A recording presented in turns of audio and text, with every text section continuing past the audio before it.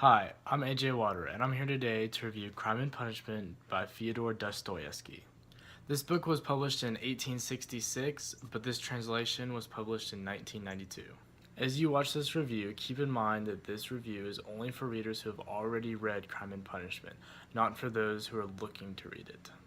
In respect to Dostoevsky's writing, questioning moral beliefs and duality are constantly reoccurring themes. For example, the theme in the book The Brothers Karamazov revolves around patricide and the dual nature of deciding to kill your father or let your father live.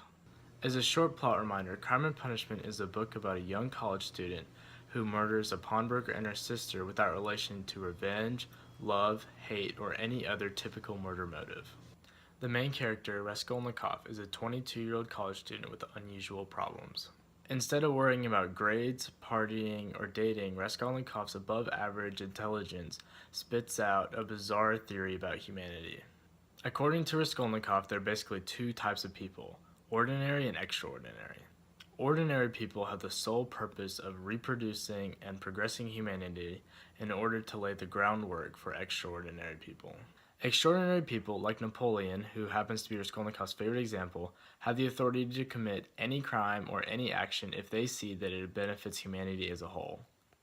This utilitarianism mindset clashes with Raskolnikov's upbringing as a Christian, fueling the theme of duality in Crime and Punishment, therefore implying that Raskolnikov is a split character.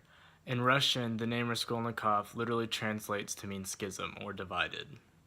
Tamara Johnson comments on this division by asserting that the main characters in Dostoevsky's writing are men who feel compelled to exercise the components of this duality by some form of self-assertion to resolve the ambiguity in their nature through an act of will.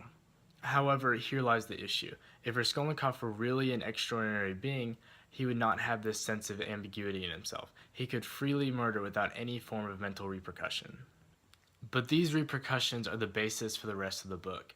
Since he murders the women in part 1 out of 6, the next 5 parts analyze the after effects or the PTSD of murder. In his article about the extraordinary beings, he admits that murder or crime is always accompanied by an illness.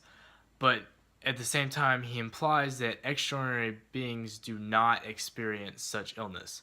Therefore, Raskolnikov could not possibly be an extraordinary being since he's experiencing this illness. Raskolnikov is like a pendulum swinging back and forth, in that he wants to do good and evil, and he's torn between godly faith and nihilism.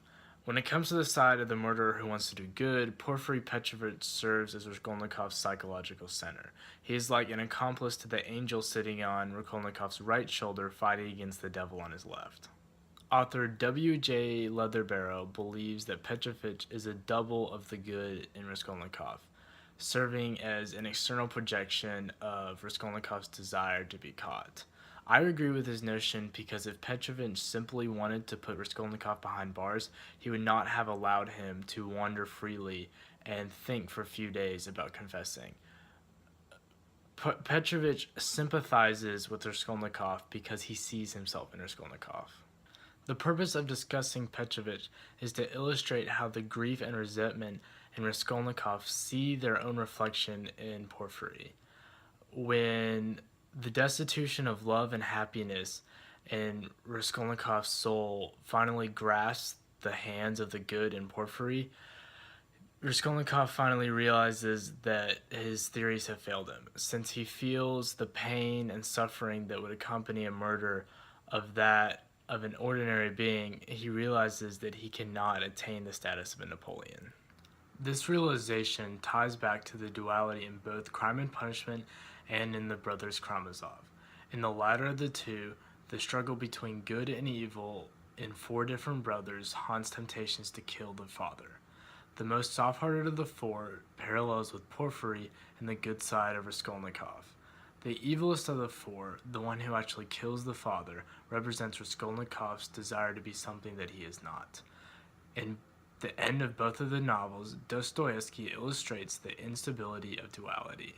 When 2 opposites compete, the stronger of the 2 will always prevail.